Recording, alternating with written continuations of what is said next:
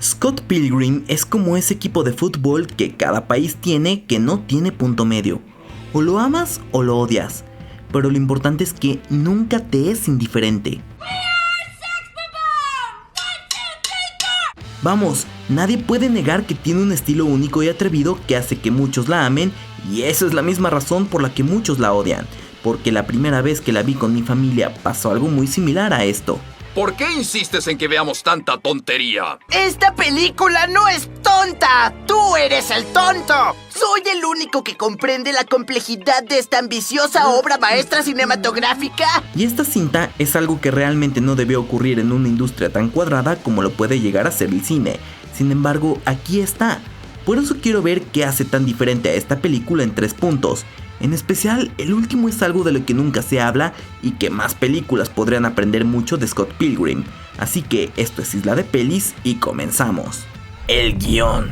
Scott Pilgrim parece tener una premisa sencilla y que a todos nos ha pasado. Porque, ¿quién no ha tenido que pelear a muerte contra los exnovios de nuestra novia? ¿No? ¿Solo yo? Ok. Ya en serio. Esta historia es la de un hombre buscando la autoaceptación y superar sus demonios internos para poder entablar una nueva relación amorosa.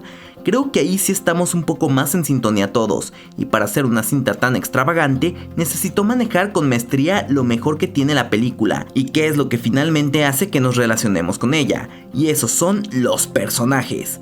La película se esfuerza en crear personajes con mucha personalidad y que no son simples estereotipos, sino que tienen sus propias motivaciones, conflictos y evolución. Un buen ejemplo es el joven Neil, que curiosamente está hecho para no tener personalidad, ya que es el amigo más joven y menos importante de la banda de Scott. Sin embargo, contradiciendo todo lo que acabo de decir, él tiene mucha personalidad al aspirar a ser como Scott y al final se convierte en el nuevo bajista de la banda. Young Neil, you have learned well. From this point forward, you will be known as Neil. Si esto es con el personaje más ñe de la película, imagínense hablar del mejor de todos, que es Wallace Wells, el roomie gay de Scott, quien le da consejos sobre su vida amorosa y le ayuda en sus problemas. Pero Wallace es un personaje divertido e inteligente que tiene una personalidad sarcástica e irreverente. Él es el contrapunto perfecto para Scott, ya que no tiene pelos en la lengua para decir todo lo malo que está haciendo. You have to break up with Knives. That poor angel. If you don't, I'm going to tell Ramona about Knives. I swear to God, Scott. Además tiene muy buenos momentos cómicos, como cuando seduce al cuñado de Scott. Tell your gay friends I said bye. Gay friends? Wallace, again? Pero ahora quiero que hablemos de Ramona Flowers. Es linda, Bob Esponja. Ella es la representación de la mujer idealizada de todo hombre. Para Scott literalmente es la chica de sus sueños. Ella es misteriosa, hermosa, independiente y aventurera. Pero como cualquier idealización, conforme Scott empieza a salir con ella, va descubriendo todos los defectos que ella tiene y cómo al final de cuentas ella está rota por dentro. Ramona ha tenido una vida difícil, marcada por sus malas relaciones y su constante huida. Ella no sabe lo que quiere ni quién es, y por eso cambia constantemente el color de su cabello, incluso siguiendo el cliché de que algunos cambian su estilo de cabello tras un suceso emocional. Ella es una persona insegura y temerosa, que se siente culpable por su pasado y que no se atreve a enfrentarse a su exnovio Gideon, el líder de la Liga de los Ex Malvados. Ella representa el amor idealizado y complicado que tiene Scott por ella, y también la necesidad de aceptar a las personas como son, con sus virtudes y sus defectos. Y es interesante porque ella se complementa muy bien justamente con Scott Pilgrim, el protagonista de la película. Y es interesante porque Scott tiene todo para no ser el protagonista de nada. Es alguien aburrido y patán, mala combinación para ser protagonista.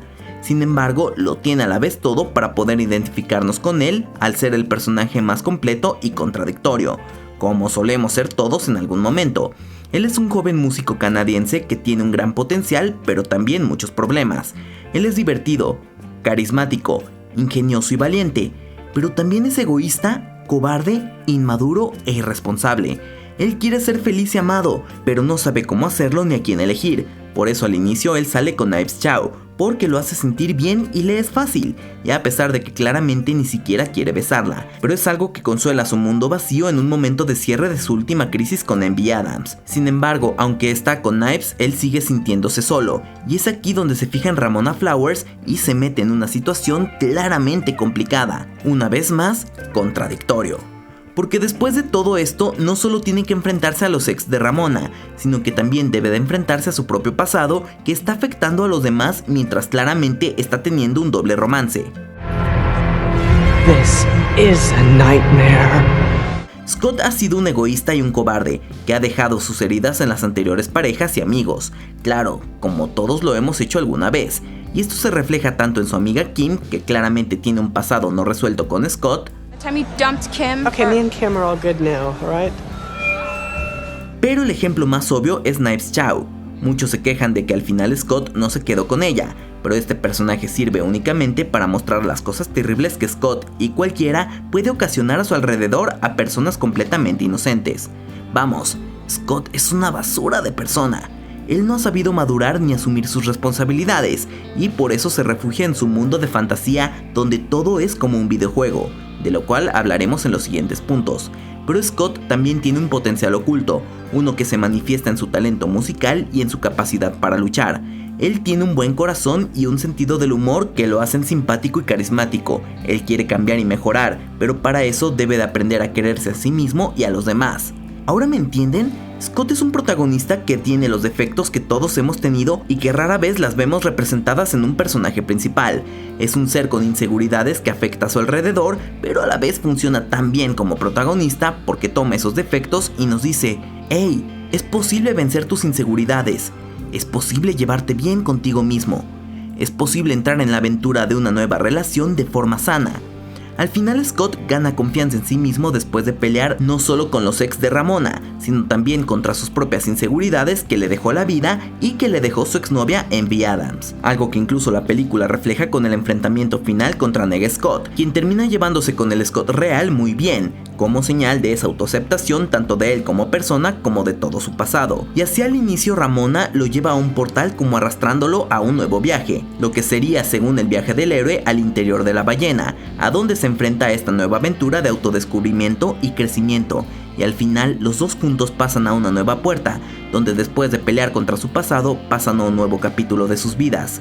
Scott Pilgrim representa el viaje del héroe que debe de superar sus pruebas para conseguir su recompensa. Así que recapitulando, Scott Pilgrim es el viaje de alguien con inseguridades y heridas que afronta su pasado y todas las consecuencias de sus actos para buscar ser una mejor persona y poder así entablar una nueva relación. Esta película, junto con todas las historias de Ramona, muestran que las relaciones son difíciles y que quienes más amamos terminarán lastimándonos de alguna forma. Scott Pilgrim habla de cómo a pesar de estas dificultades siempre hay que levantarse, pelear y seguir adelante buscando ser mejor persona. La cinta a simple vista se ve simple y hasta absurda, pero tiene un fondo sumamente profundo y una valiosa lección, ya que el punto es no estancarse y seguir avanzando. Todos somos seres rotos buscando sentirnos amados. Los efectos y los gráficos. Antes de hablar en el tercer punto de lo que hace muy bien Scott Pilgrim y que realmente ninguna película lo hace así de bien, hay que hablar de otro de los elementos que hacen de Scott Pilgrim una película única en el uso de los efectos y la animación, que le dan un estilo visual muy original y dinámico. La película combina imágenes de live action con animaciones 2D. Y sí, hoy en día no es algo tan fuera de lo común, ya que hemos visto películas que usan esta técnica, pero hay que tener en cuenta que Scott Pilgrim se estrenó en el año 2010, cuando aún no era tan común esta mezcla. Para esto tenemos que entender lo que es el material de origen, el cual es una novela gráfica de 6 volúmenes. Un cómic, vaya. Y este tiene un estilo muy característico con viñetas, burbujas de diálogo, onomatopeyas y expresiones exageradas. La película respeta este estilo y lo traslada a la pantalla, usando efectos y animaciones 2D para crear un mundo donde todo es posible. Y sí, muchos recordarán Spider-Man Into the Spider-Verse y su secuela, que son películas de cómics adaptadas al cine, pero la película no busca parecer un cómic, curiosamente busca parecer un videojuego. De hecho, la cinta se podría considerar como una adaptación de un videojuego que no existe, ya que recrea todos los elementos típicos de este medio, como los niveles, los puntos, las vidas, los poderes, los enemigos, las recompensas y las referencias a juegos clásicos. Por ejemplo, cada vez que Scott derrota a un ex de Ramona, aparece un mensaje que dice KO y le otorga una cantidad de dinero. También hay escenas donde se escucha la música de Zelda. Estos efectos y animaciones tienen el objetivo de dar a entender que Scott al final sí está peleando y subiendo de nivel, con recompensas cada vez mayores. Por eso el elemento de la vida al final de la película es importante, porque también deja el mensaje de que siempre tienes una segunda oportunidad de mejorar y hacer lo correcto, y Scott decidió tomarla. Además, no solo se trata de agregar animaciones 2D en el footage y ya, sino que hay toda una estética planeada. Para ello influye la iluminación y la dirección de arte.